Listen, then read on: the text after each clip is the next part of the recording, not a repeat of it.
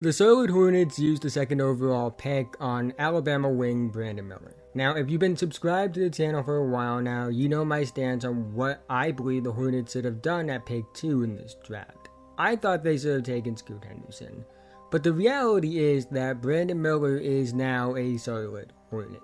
He was the second overall pick. It's what happened, regardless of if you and I liked it or not. And it's not a pick that I think is the end of the world, even if I disagree with it, which I do. Miller is a very good prospect in his own right. I do like his fit with this Hornets team, and I do think he has a chance to prove many people, including myself, wrong.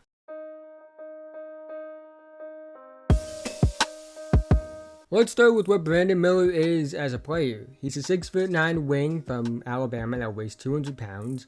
He is an elite three-point shooting prospect. One of the best three-point shooting prospects I've evaluated on tape.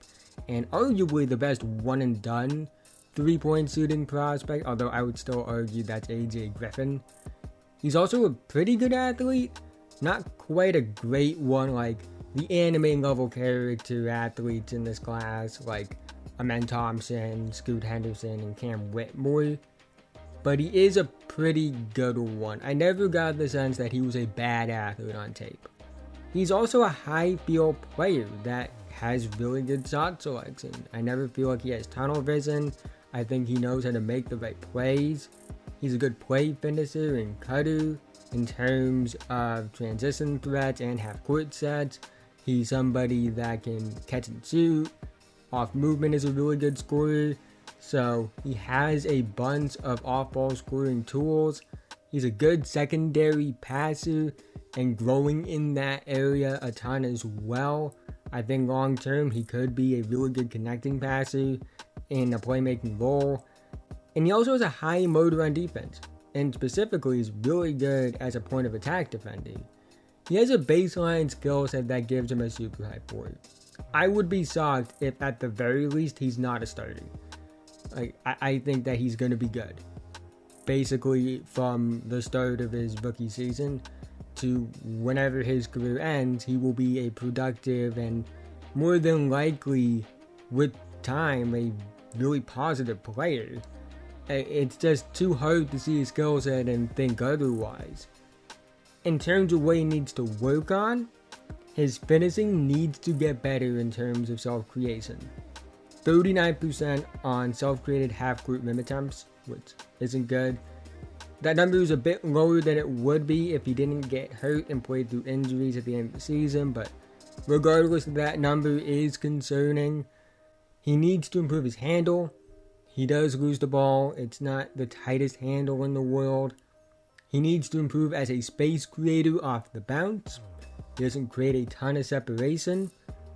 And these are the swing factors that will determine the outcomes Miller could reach as a player, and ultimately determine if he was worth that number 2 overall pick.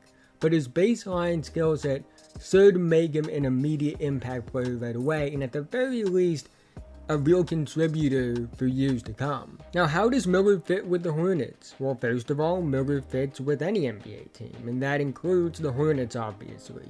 Any team could use a 6'9" floor spacing wing with POA defense. But his fit with LaMelo is what intrigues me the most.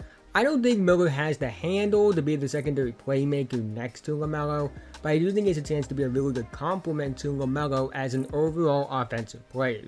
He will immediately space the floor and be a perimeter threat that can work off of LaMelo's playmaking gravity, in terms of catch and shoot ability and overall off-ball movement. Miller will thrive next to LaMelo early on. I also think his secondary passing will work well off of LaMelo.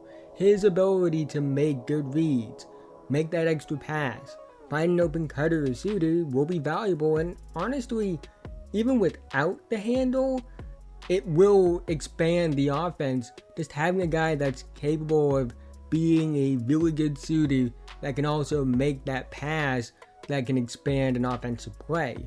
And it will be even more valuable if he improves his handle. What I really love about this fit in particular is the fact that it benefits Miller in both the short and long term. In terms of short term stuff, he gets to play off of LaMelo Ball, an elite playmaker that's gonna make the game easier for him. Miller will get a ton of good looks and to thrive as an off-ball scorer immediately. And I do think that could lead to Miller being a really good rookie in the NBA. In terms of the long term, that's a weird way to say it, I think this is a good thing for his development. Being able to play off an elite playmaker doesn't just mean catching shoot looks are easier, it also means creation opportunities will be easier as well. Now I do think he will struggle to create, but I think long term those reps will help him grow as a creator and finisher and help him reach his full potential. On top of that, Brandon Miller showing outlier development isn't something that's out of the cards either. He showed unreal improvement from high school to college. In fact, his pre-college tape compared to his college tape, it's basically watching two different players. He showed improvement as a three-point shooter significantly, but most importantly, he showed improvement in his shot selection, decision-making, and defensive motor. The fact that he showed improvement in those areas is extremely encouraging to me, because those are areas that are hard to improve as quickly as he did. His improvements being so quick and being so massive are why I don't hold the fact that he's older for a freshman against him. He will be 21 in his rookie season, but 21 is still young. It's not like you're done developing at 21 years old in the NBA. Jason Tatum would basically be Tobias Harris if he stopped developing at 21 years old. So I do think it's something that was somewhat held against him. I didn't personally hold it against him as much. And the big reason for that is development never stops. And when you show improvement and develop the way Miller has over the past year and a half, there is a chance that you still are just scratching the surface, even if you're going to be 21 as a rookie instead of 19. I don't think it's a guarantee that he has outlier development, far from it. It's outlier development for a reason, but I do think it's within the realm of possibility just based off his development trends over the years. I don't really see a world where Brandon Miller fails in the NBA. I think he's going to be a really good player. Well, I would have taken Scoot Henderson because I think Scoot has just as high of a floor as Miller with a much higher ceiling at a young age, and I know I just talked about how I don't really hold Miller being a bit older against him. The only time I do think it matters is when you're comparing like number 2 and number 3 on boards, but that's besides the point. I do think Miller's floor combined with a relatively high ceiling, I think a higher ceiling than some would want to believe, and a ceiling that's also a bit lower than others want to believe. But regardless, his potential outcomes is enough to be optimistic about this pick, even if I think Scoot has the higher ceiling. Miller still has star potential. I could easily see him becoming a borderline All-NBA guy, averaging around like 23-7, 3 to 4 assists on impressive shooting splits while being one of the best shooters in the league with really good defense. And if he becomes that, he will be well worth that second overall pick. And if both Scoot and Miller pan out, it really won't matter who went where.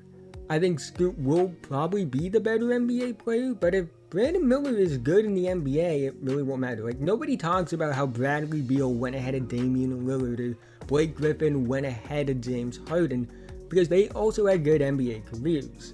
I want to be proven wrong because I want to see Brandon Miller find as much success as possible. I don't think he will become this Paul George, Jason Tatum type of wing, but I want to see him become that. I would rather be proven wrong and have someone massively exceed expectations I think are reasonable for them entering the NBA than be right about someone not working out in the NBA. I still believe Scoot Henderson should have been the pick, but I am rooting for Brandon Miller to succeed as well. The fact that he went ahead of a guy that I thought was better doesn't change the fact that I want to see Brandon Miller succeed. I want him to prove me and everyone else who has doubts about him reaching superstar outcomes wrong. Because at the end of the day, I want to see as many great basketball players as possible. But that's the end of this video. If you made it to this point, thank you so much. Again, haven't already, like, subscribe, hit notification bell, notified whenever I release a video. I make videos about basketball all the time, so if that's something that interests you. I really think you enjoyed this channel, and liking and subscribing are the two best ways that can help me out in the YouTube algorithm. Helps for people find my videos, so in turn, helps the channel grow so I can make more content for you guys in the future. Let me know what you think about Brandon Miller in the pick in the comment section below. Was it the right pick? Was it the wrong pick? Who would have you taken? I'll do all that down below. Let's try to reach 100 likes on this video so YouTube will recommend it to others. With that being said, have a nice day, and I'll see you guys in the next one.